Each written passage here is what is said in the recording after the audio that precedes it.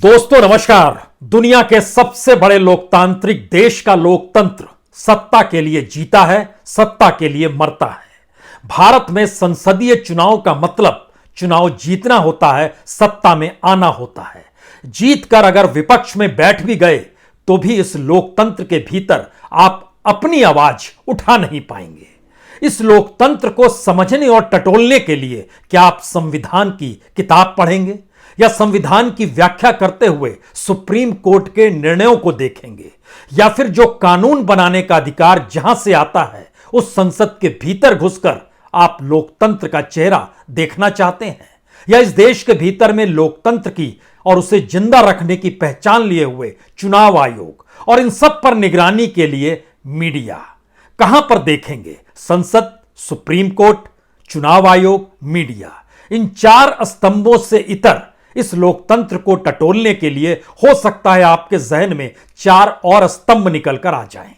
आप कहेंगे सीएजी भी तो है जो सरकार के खातों पर निगरानी रखता है। आप कहेंगे सीवीसी भी तो है जो नौकरशाही अगर करप्ट हो जाए तो उस पर नकेल कसने की ताकत रखता है। आप कहेंगे आरबीआई भी तो है जो महंगाई पर नकेल कसना ही उसका सबसे महत्वपूर्ण कार्य है।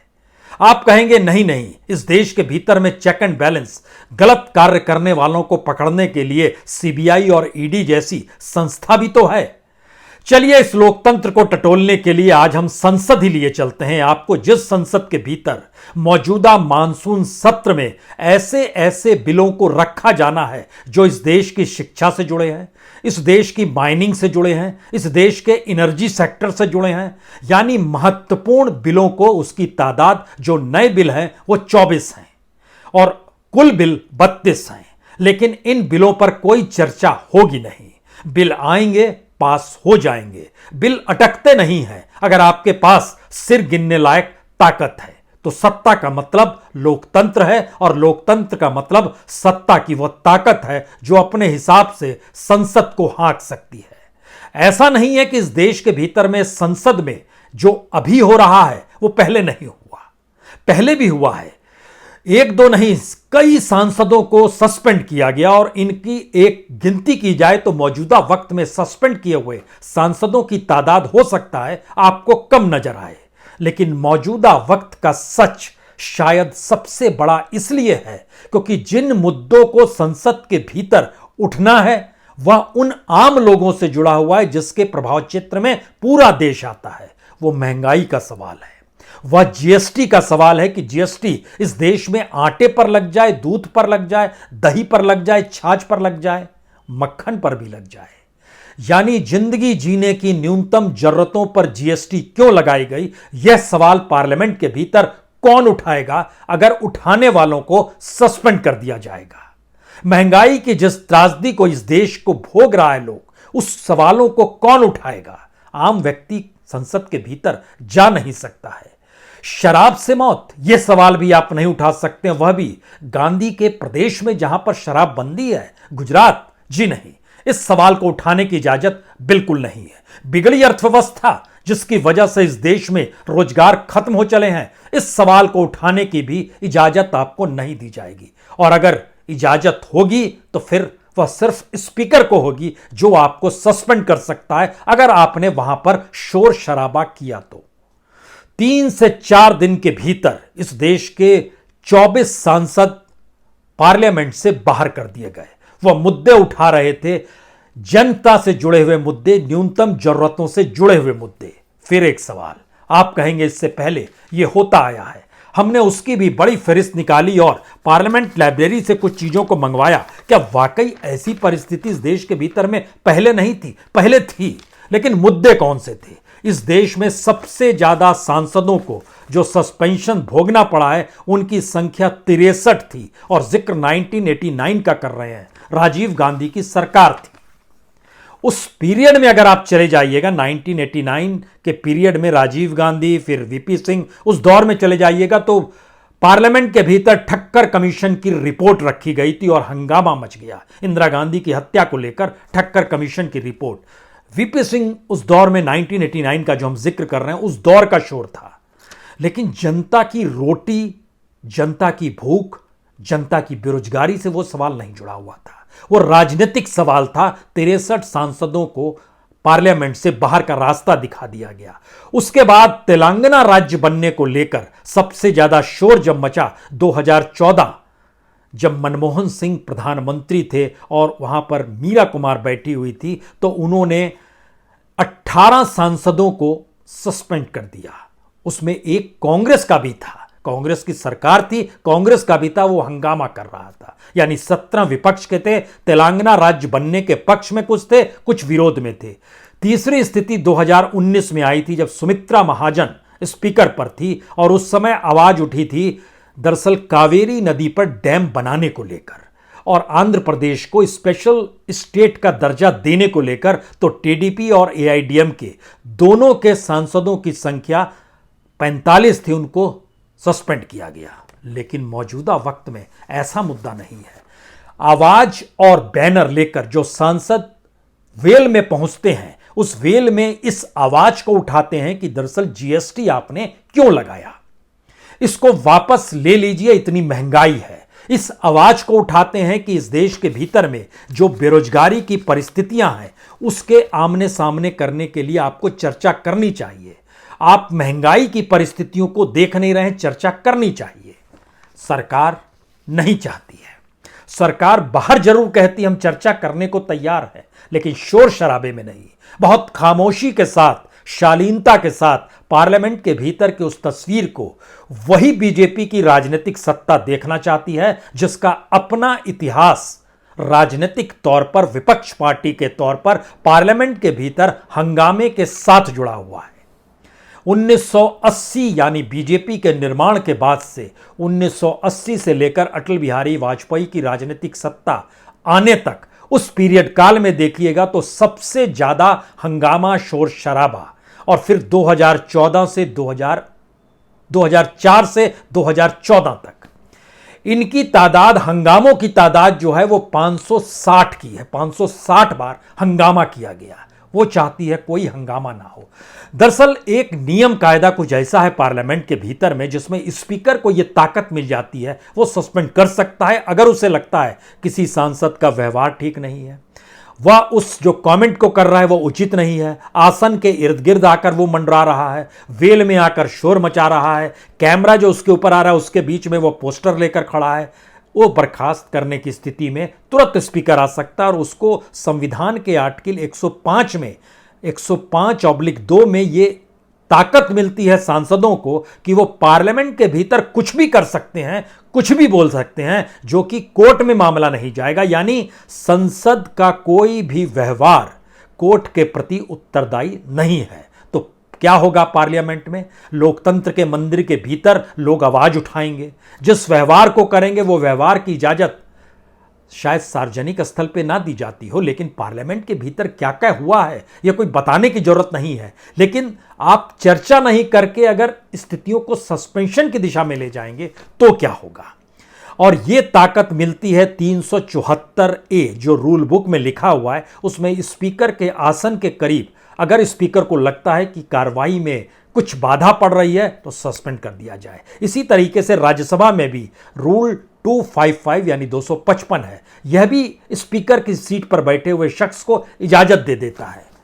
यहां एक चीज समझने की जरूरत है, हर कोई सांसद है, यानी हर कोई अपनी अपनी कॉन्स्टिट्यूएंसी से चुन कर आया हुआ है। ऐसा भी नहीं है कि बनारस की कॉन्स्टिट्यूएंसी में ज्यादा वोटर थे और दिल्ली की कॉन्स्टिट्यूएंसी में कम थे, या किसी दूसरे राज्य की दूसरी कॉन्स्टिट्यूएंसी में कम थे, सब चुनकर आए हुए हैं। और इस देश को चलाने की जिम्मेदारी लोकतांत्रिक प्रक्रिया के साथ उस पार्लियामेंट के हक में इसलिए जाती है, और वो अदालत से ऊपर भी इसलिए है क्योंकि हर कोई मानकर चल रहा है कि सब जनता के हित को साधने के लिए ही वहां पर पहुंचे हैं। लेकिन अगर संसद सस्पेंड होने लगे, संसद में सांसदों की मौजूदगी ना नजर आए, क्योंकि अभी की स्थिति यह है कि टीएमसी के 7 राज्यसभा के सदस्य, डीएमके के 6, टीआरएस के 3, सीपीएम के 2, सीपीआई के 1, आम आदमी पार्टी का 1, ये राज्यसभा के 20 सदस्य हैं जो बाहर कर दिए गए हैं। लोकसभा में कांग्रेस के 4, जो चारों दक्षिण भारत से आता है उनको भी बाहर कर दिया गया है। इस प्रक्रिया के सिरे को अगर पकड़ते हुए आप इस देश के मौजूदा हालात को परखने की कोशिश करें तो आवाज उठेगी कहां और आवाज उठाएगा कौन? किसी भी चीज का रास्ता और समाधान निकालने के लिए आवाज कहां उठेगी? मसलन एक स्थिति आपके सामने रखते हैं कि आरबीआई ने 2 दिन पहले तय किया कि जो कोऑपरेटिव 4 बैंक है उसमें एक साईं बाबा सहकारी बैंक है, एक the Suri friends union cooperative bank है, एक वेस्ट बंगाल का सूरी बैंक है, एक नेशनल अर्बन कोऑपरेटिव बैंक है जो बहराइच का है।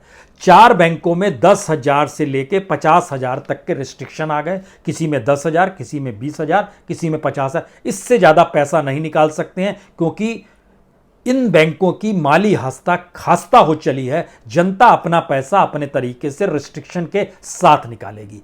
अब वहां जिसका खाता होगा वो एक सवाल उठा सकता है, उस इलाके से जुड़ा हुआ सांसद पार्लियामेंट में सवाल रख सकता है, लेकिन नहीं, वो नहीं रख सकता है क्योंकि आरबीआई का पूरा काम ठीक वैसे ही चल रहा है जैसे सीएजी का चल रहा है। सीएजी का पूरा काम वैसे ही चल रहा है जैसे सीवीसी का चल रहा है। सीवीसी का काम पूरा वैसे ही चल रहा है जैसे इलेक्शन कमीशन का चल रहा है। इलेक्शन कमीशन उसी नजरिए से काम कर रहा है जैसे सुप्रीम कोर्ट कर रहा है। जैसे सुप्रीम कोर्ट का नजरिया हो चला है, मीडिया उसी दृष्टि से देख रहा है। और इन सारी दृष्टि का बोध आपको पार्लियामेंट के भीतर हो जाएगा, उसकी कार्रवाई को लेकर, उसमें पेश होने वाले बिल को लेकर, उन बिल पर बिना चर्चा किए हुए पास करने की परिस्थिति को लेकर, और बिल से जुड़े हुए वह मुद्दे जो इस देश को प्रभावित करते हैं, उस लोकतंत्र के मंदिर के भीतर में वो गायब है। तो लोकतंत्र घूमने और टटोलने के लिए हम लोग कहां जाएं?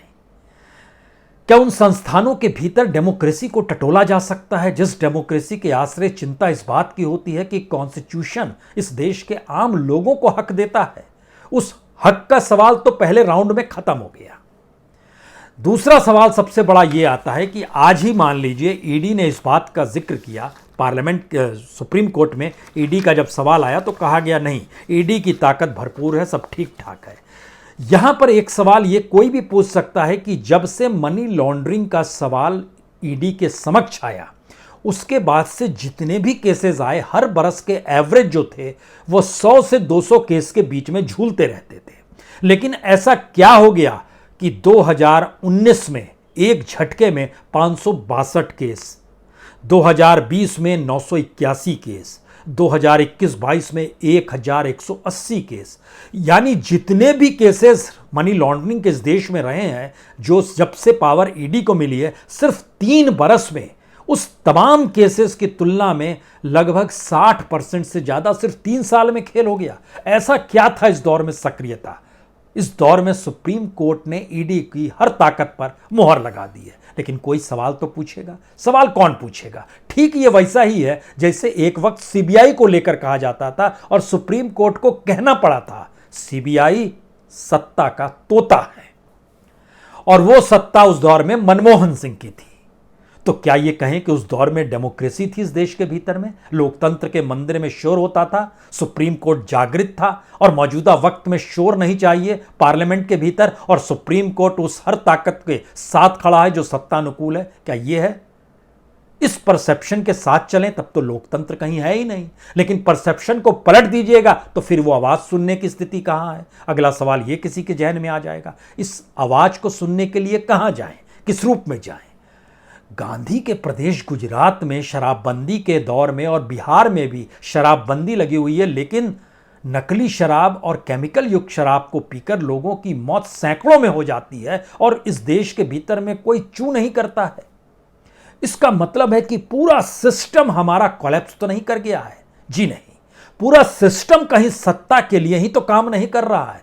जी हां, इसमें क्या दिक्कत है? और सत्ता अपने अपने तरीके से उन स्थितियों को जीती है जहां पर उसको सब कुछ अनुकूल रखता है। सीबीआई पर रोक लगा सकते थे तो 8 राज्यों ने रोक लगा दी, चाहे वो पंजाब हो, राजस्थान हो, छत्तीसगढ़ हो, महाराष्ट्र हो, वेस्ट बंगाल हो, मिजोरम, सब ने रोक लगा दी कि हमारे राज्य में आपकी एंट्री बंद। ईडी पर यह कानून लागू नहीं होता है तो ईडी हर राज्य में जाएगी, घूमेगी फिरेगी। सवाल यह है कि इस देश के फेडरल सिस्टम के भीतर हम लोकतंत्र को समझने, जानने और लोकतंत्र के आश्रय इस देश को चलाया जा रहा है, यह कहने के लिए कहां जाएं? पार्लियामेंट के दरवाजे बंद हो चले हैं। सुप्रीम कोर्ट के निर्णय लोगों के भीतर एक संशय की स्थिति पैदा कर रहे हैं। दो मामले हर वक्त हमें जिक्र करना चाहिए। एक पेगासस का, इस देश के भीतर में जो जासूसी सत्ता के जरिए की गई और सुप्रीम कोर्ट ने सवाल पूछा तो सत्ता ने कहा राष्ट्रीय सुरक्षा के लिए हम कोई जवाब नहीं देंगे। और दूसरा राफेल को लेकर, जो पहले सौदा बाद में सौदा, इन सब के बीच सौदे का घपला, जी नहीं, इस पे कोई चर्चा नहीं, क्योंकि यह राष्ट्रीय सुरक्षा से जुड़ा हुआ मसला है। तो क्या भारत के लोकतांत्रिक स्थितियां या भारत का लोकतंत्र उस राष्ट्रीय सुरक्षा और राष्ट्रवाद के दायरे में दबकर रह गया है? यानी हर गड़बड़ी के लिए हमारे सामने दो बोर्ड उभर कर आएंगे, एक तरफ राष्ट्रवाद होगा और दूसरी तरफ राष्ट्रीय सुरक्षा होगी। इसमें आप लोकतंत्र का सवाल खड़ा नहीं कर सकते हैं, क्योंकि जैसे ही आप इस सवाल को खड़ा करेंगे तो आप इन दो दायरों को तोड़ रहे हैं। यानी आप राष्ट्र की सुरक्षा नहीं देख रहे हैं और आप इस देश के नेशनलिज्म को नहीं समझते हैं। तो फिर आवाज कौन उठाएगा? आवाज कहां से उठेगी? आवाज किस रूप में उठेगी? संविधान जो हक देता है, तो संविधान की व्याख्या करते हुए सुप्रीम कोर्ट क्या देखेगा? संविधान के भीतर तो बहुत माइन्यूटली जिन बातों का जिक्र है उसके दायरे में बेरोजगारी भी आती है, महंगाई भी आती है, लेकिन कोई जिक्र नहीं होगा क्या? और जीएसटी का कानून जो दूसरी आजादी से जोड़ा गया, उस सवाल को लेकर भी कोई सवाल नहीं होगा क्या? नहीं होगा।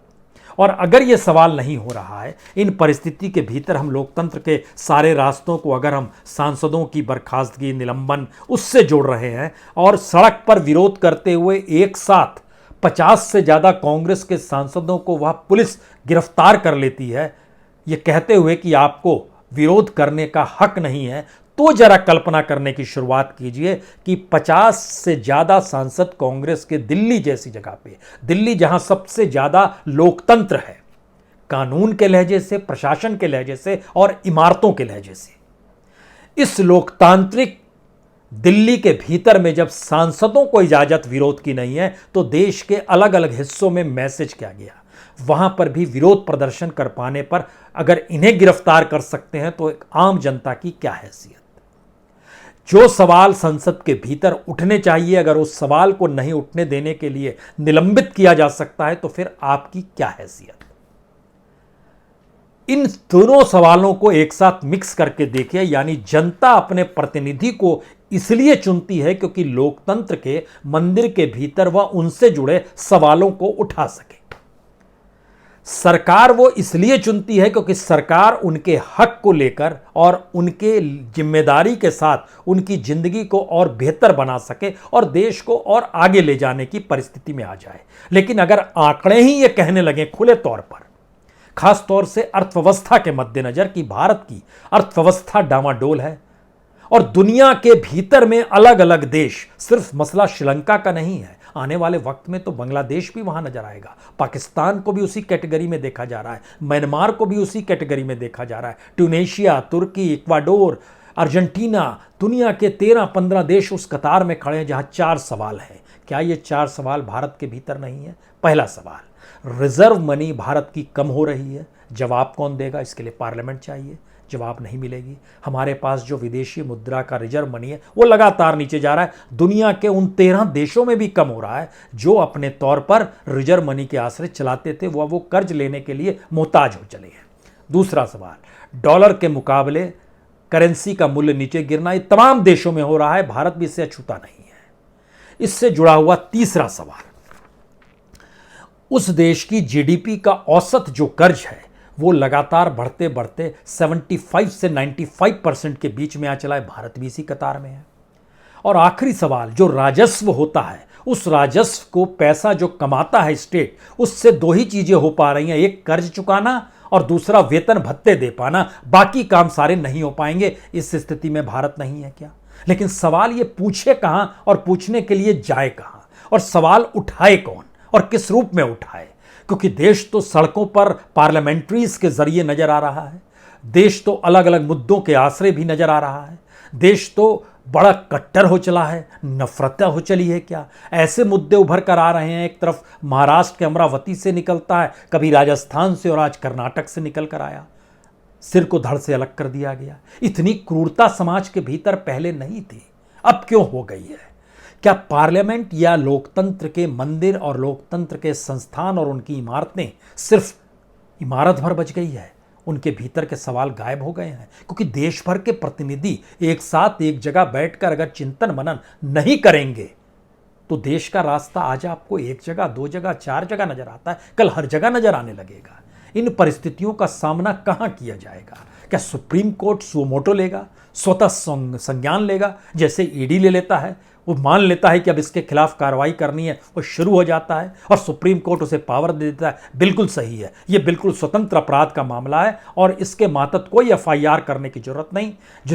जिसके ऊपर केस किया जा रहा है उसको भी बताने की जरूरत नहीं, सिर्फ भरोसे का जिक्र है, वो कर सकता है ये काम। देश चल रहा है, देश इसी रूप में डेमोक्रेसी को जी रहा है और दुनिया में पहचान भारत की सबसे बड़े लोकतांत्रिक राष्ट्र के तौर पर ही है। तो उस लोकतंत्र को समझने और टटोलने के लिए कहां जाएंगे? पार्लियामेंट के भीतर उठते सवालों में जो न्यूनतम सवाल आज तक रहे हैं उसमें खेती से जुड़ा सवाल, लोगों की भूखमरी से जुड़ा हुआ सवाल, महंगाई से जुड़ा हुआ सवाल, बेरोजगारी से जुड़ा हुआ सवाल और नया सवाल जीएसटी का जो जुड़ गया है, इन सवालों को लेकर पार्लियामेंट के भीतर हमेशा से बहस होती आई है। हमने कई बार आंकड़ों का जिक्र किया कि 1000 से ज़्यादा बार इस पर चर्चा हुई है। यह अलग मसला है कि चर्चा के दौरान कोरम पूरा नहीं हो पाता है, लेकिन यह कभी नहीं सुना गया कि जो इस आवाज को उठाना चाहता है पार्लियामेंट के भीतर में उसको निलंबित कर दिया जाए, किसी को 4 दिन के लिए, किसी को पूरे सत्र के लिए, और उसके बाद कहा जाए कि लोकतंत्र का मंदिर। यही तो हमारी पहचान है। बहुत बहुत शुक्रिया, बहुत बहुत शुक्रिया।